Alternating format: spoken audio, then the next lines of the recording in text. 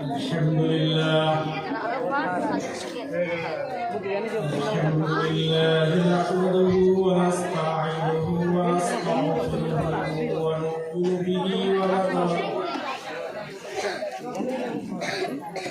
ونتوكل ونعوذ بالله من شرور أنفسنا ومن سيئات أعمالنا من يهده الله فلا مضل له ومن يضلله فلا هادي له ونشهد أن لا إله إلا الله وحده لا شريك له ولا نظير له ولا معين له ونشهد أن سيدنا ومولانا محمدا عبده ورسوله فأعوذ بالله من الشيطان الرجيم بسم الله الرحمن الرحيم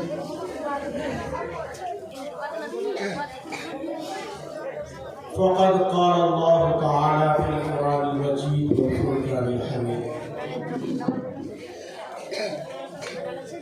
إن الدين عند الله الإسلام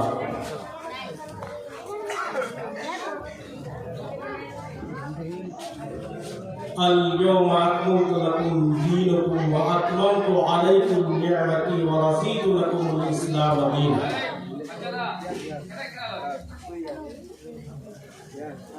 معزز مفتیان نظام علماء کرام برادران اسلام طلباء عزیز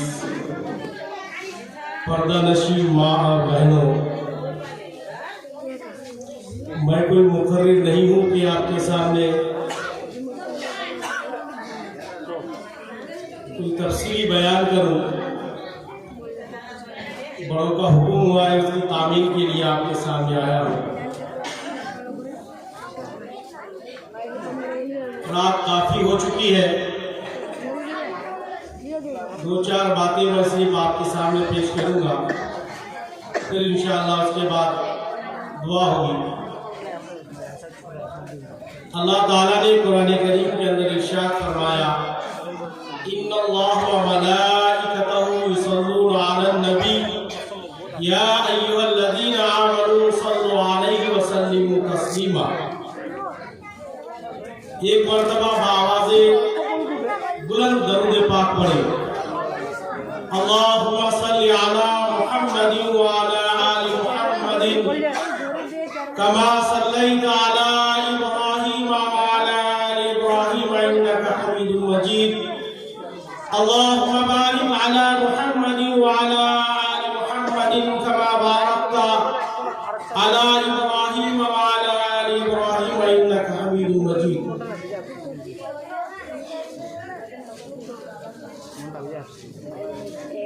آج کی رات بہت ہی مبارک بابرکت رحمت مغفرت وسعت والی رات ہے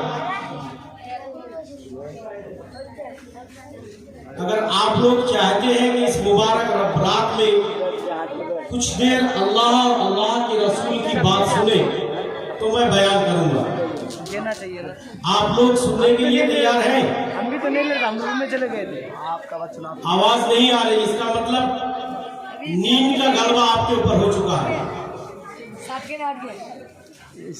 معلوم ہو رہا ہے کہ اللہ کی محبت رسول کی محبت کے اوپر نیند غالب آ چکی ہے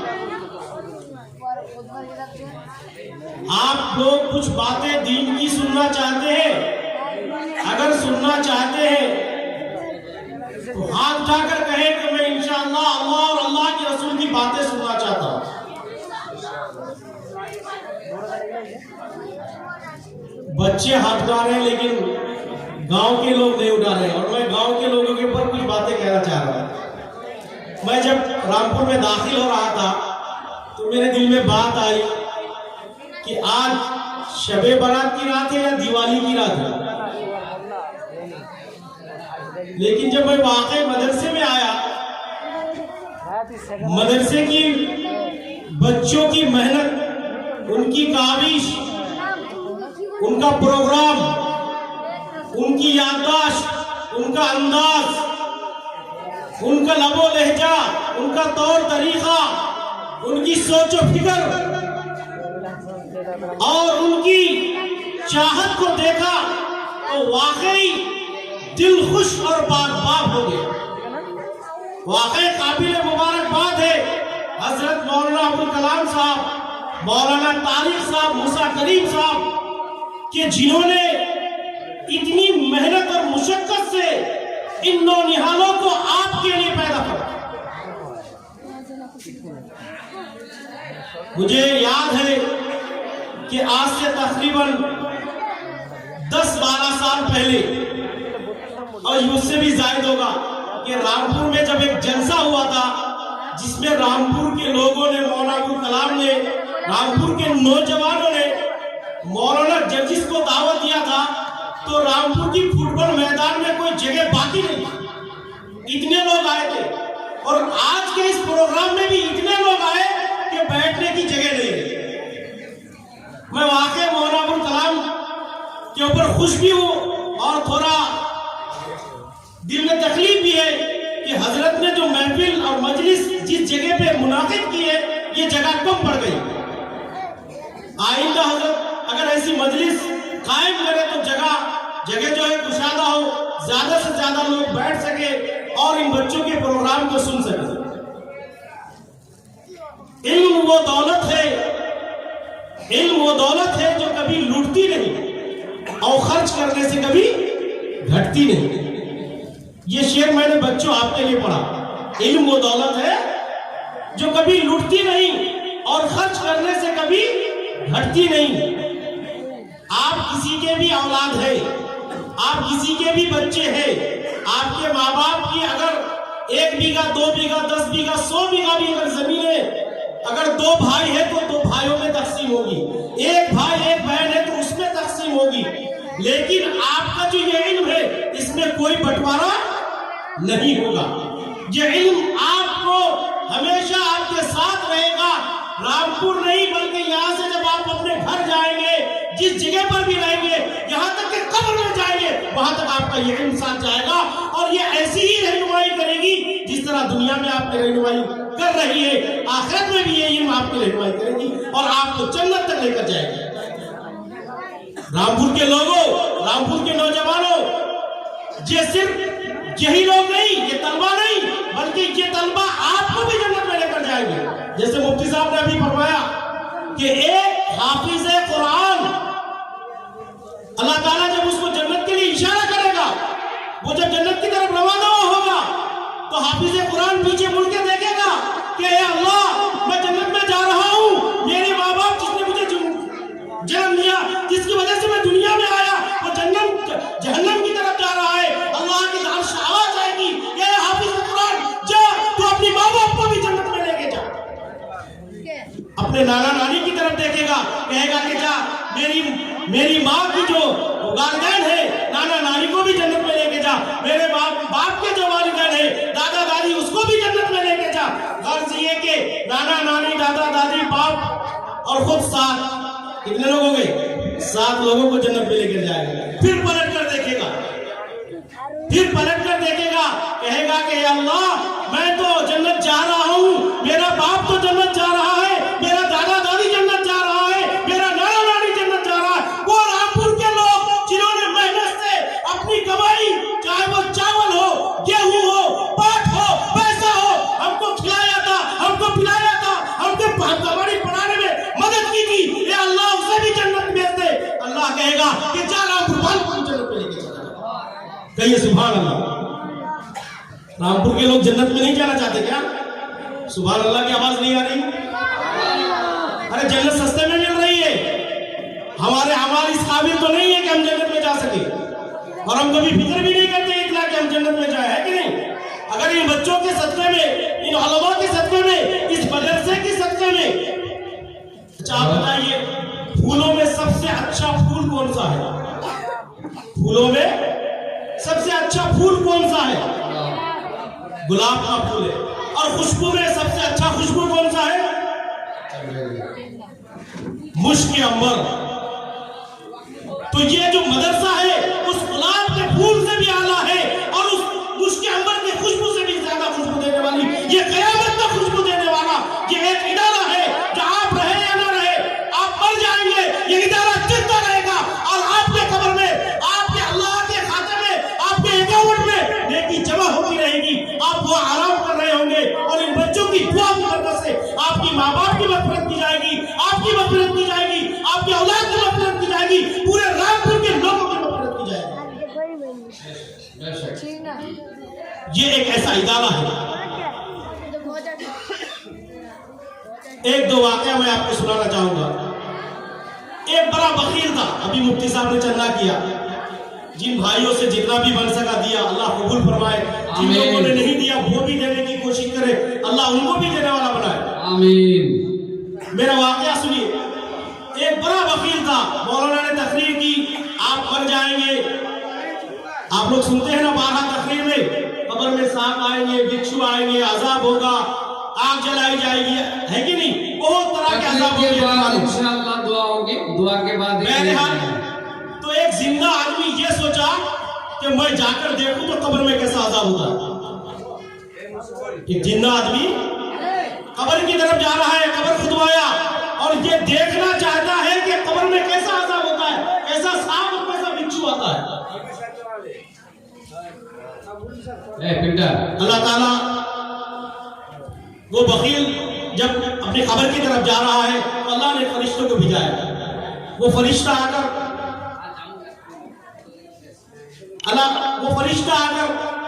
اللہ کی طرف سے اللہ نے اس کو آزمانے کے لیے بھیجایا. وہ کہنے لگا کہ آپ جب جا رہے ہیں قبر میں تو کچھ خیرات کر دیجئے، دان کر دیجئے تاکہ قبر میں آپ کا کام آئے. کہنا میں مرا ہی نہیں تو میرا کیا کام آئے گا، میں تو زندہ جا رہا ہوں.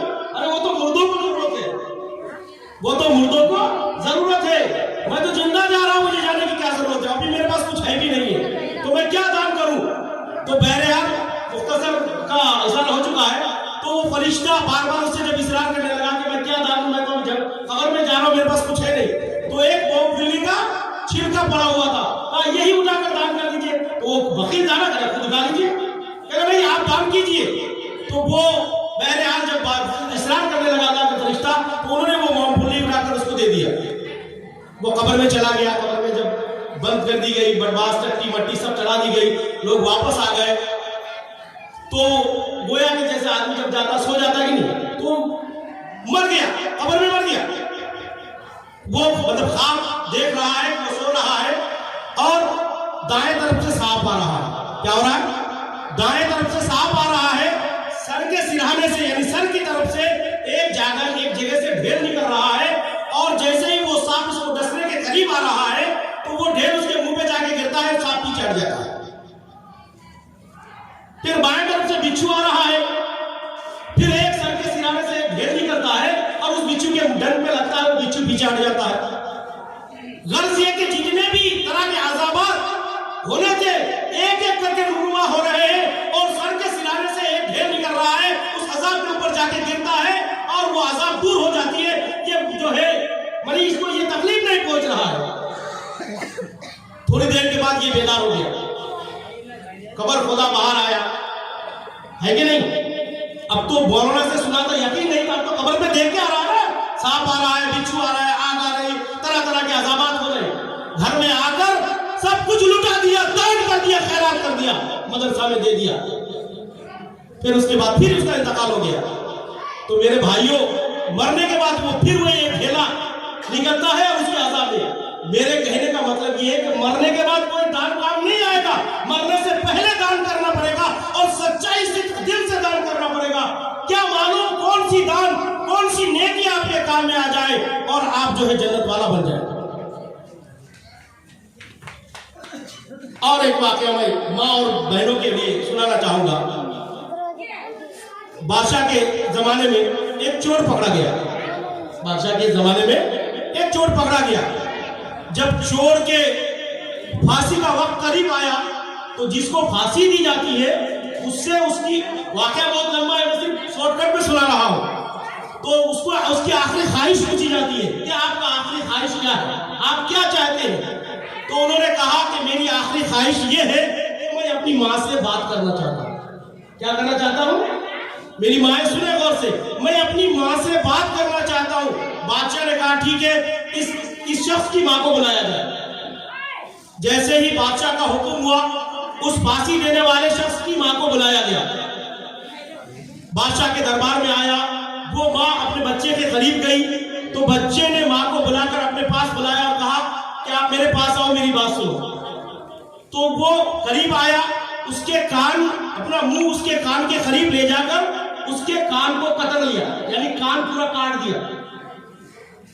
तो बादशाह बड़ा ताज्जुब हुआ कि ये कौन सी बात हुई कि आप मरने जा रहे हो और मरने के वक्त माँ का आप कान कतर रहे हो, कान आपने काट लिया, वाकई बात क्या है, माजरा क्या है बताओ। तो वो फांसी देने वाला शख्स, वो बच्चा बताने लगा कि अगर आज मुझे फांसी हो रही है तो इसकी वजह मेरी माँ है। आज अगर मुझे फांसी हो रही है तो इसकी वजह मेरी माँ है। बादशाह ने कहा कैसे, तफसील से बताओ। तो उन्होंने कहा कि जिस दिन पहले गांव में एक आदमी बैर बेचने के लिए आता था, बैर समझते हैं ना, বইয়ের বিক্রি করতে এসেছিল, আর আমি একটা বইয়ের ওই লোকটার কাছ থেকে তুলে খেয়ে নিয়েছিলাম। সেদিন আমার মা কিন্তু আমাকে বারণ করেনি, আর আমি যখন মাকে যে শোনালাম, আমার মা বললো কি তুই তো একটা খেয়েছিলি, আমার জন্য একটা আনতে পারলি না। সেদিন যদি আমার মা আমাকে বলে দিত যে বেটা কারো জিনিস খেতে হতো না, খেতে হয় না, সেদিন তো আমার প্রথম চুরি ছিল, ঠিক কিনা। তারপরে আমি বই চুরি করলাম, তারপরে পয়সা চুরি করলাম, তারপরে মানুষের ঘরে টাকা দিলাম, আর আজকে আমার এই দশা যে আমাকে ফাঁসি দেওয়া হচ্ছে। তো আমার মা যদি আমাকে নসিহত করতো, সঠিক রাস্তা সঠিক পথটা বাতাতো, अगर हमारी माँ हमारी इस्लाह कर देती, हमें सही बात बताती, राह हक बताती, तो आज ये नौबत नहीं आती जिसकी वजह से मुझे फांसी दिया जाता है। बहरहाल बादशाह को ये वाकया बहुत पसंद आया कि वाकई मेरी माँ और बहनें अगर चाहे तो अपने बच्चे को जन्नत का हकदार बना सकती है, अगर चाहे तो जन्नत का ईंधन बना सकती है। तो मैं अपनी माओं से कहूंगा कि अपने बच्चे की इस्लाह करें, अपने बच्चों को मदरसे में पढ़वाएं, अपने बच्चे को दीन की तालीम दें। और अगर बच्चा बचपने में भी गलती करता है, बच्चा अगर बचपने में गलती करता है तो बचपने में ही इस्लाह की जाए। घर हम बनाते हैं तो जब शुरुआत होती है, अगर गलती हो तो पहले घर शुरुआत में ही सही करना चाहिए ना, कि छत डालने के बाद सही करेंगे तो छत भी जाएगी और बुनियाद भी जाएगी।